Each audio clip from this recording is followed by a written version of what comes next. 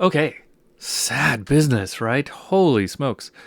Um, Let me just give you the lyrics for that piece, just so that you kind of understand the gravity of what's happening. Basically, she's dying, but um, here's what the lyrics are. When I am laid, I'm laid in earth. May my wrongs create.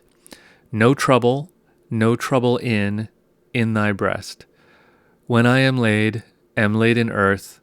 May my wrongs create. No trouble in thy breast. Remember me, but forget my fate. Remember me, but forget my fate. Remember me, but forget my fate. Remember me, but forget my fate. Sad. Oh my gosh, this is just gonna ruin my day and probably yours too. But it's so cool though. It's okay. So watch what happens. Okay, so before we get into the analysis, I want to talk about a couple notation things that are in this that we may have never seen. So what you may have picked up on when you heard that is that the bass line and therefore chord progression is really a repeating cycle. You know, it's really circular. So I've just kind of notated it once here for us. 1, 2, 3, 4, 5, 6, 7. 1, 2. Oh no, it actually starts here. So 1, 2, 3, 4, 5. It's a 6-bar pattern. It basically repeats from here to here. I just notated it weird. You'll see. So it goes in a loop. That means, and I think we've talked about when we talked about form and things, we can put a name on this. We could call it a chaconne if we wanted. We could call it a theme and variation. We could call it a passacaglia. Probably passacaglia works the best because we're really focused on a bass line. But regardless of all of that, a couple other notation things. One thing that you'll notice is that I have a whole bunch of notes in red here. This is just a MuseScore thing. The reason that MuseScore put these in red is because during our previous example, I had this line set up as a violin. Here I switch it to bass clef so that basically these two staves would act as a piano. Notes in red to MuseScore is saying those are out of the range of the instrument. It's saying I'm asking a violin to play super low. Even here, I'm asking the violin to play too low. So it's saying I can't really play those notes, so I'm going to play them an octave up, which is interesting. It does play these notes, but I think it plays them an octave higher, or two. So I'm going to leave it as violin because it's actually kind of a nice little string sound. I just tested it out, and I rather like it. So I think we are hearing these notes. So, but they're in red because MuseScore is saying I'm not really playing them where you wrote them because that's impossible for that instrument to do.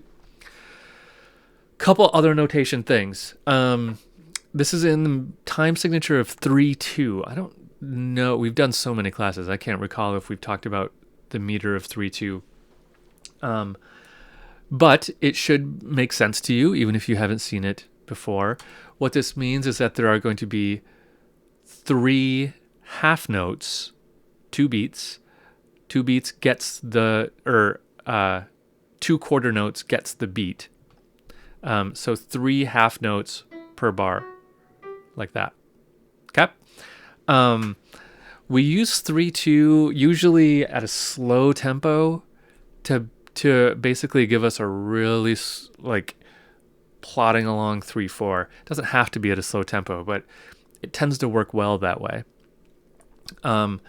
And for whatever reason, 3/2 happens to be a really good meter for just really slow, sad stuff. It's like the saddest meter that you could have. That might be because of this piece. I don't know. But that's 3/2. Another thing, where did it go? Here. There's a double dot. I think we've seen double dots before, but let me just remind you what that means. So we know that 1 dot means half again is added. So a half note with a dot means that it's going to get 3 beats, right? So it's going to get 2 beats being a half note. The dot is going to add a beat, because it's half of that. So now it's 3 beats. 2 dots means we take half of that again. So the first dot gave us a quarter note. The second dot is going to give us half that, which is an eighth note. So now this means 3.5 beats. It's a little confusing. We don't use them all that often because they do get confusing. But in these slower tempos, it can be efficient to have. So 3.5 beats. So here's 1, 2, 3, 4, 5.5, 6, and then we're out. Okay. I think that's everything that's weird notationally about this. Let's hear my little rendition. So I just did kind of one pass through the sequence. Here's what it sounds like. And I left the vocal part, which is this, as just piano.